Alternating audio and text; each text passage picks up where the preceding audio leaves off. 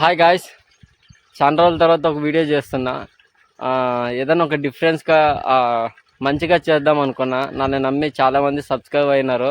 So వాళ్ళకంతా ఒక మంచి వీడియోస్ మనం అందియాలని చెప్పి నాకు తెలిసి దీనికి నా వీడియో ఇంకేమీ లేదనుకొని ఈ వీడియో అయితే నేను చేశా.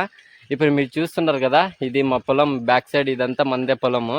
ఈ కొబ్బరి చెట్లు కనిపిస్తాయి కదా, ఈ కొబ్బరి చెట్లు కూడా మనవే.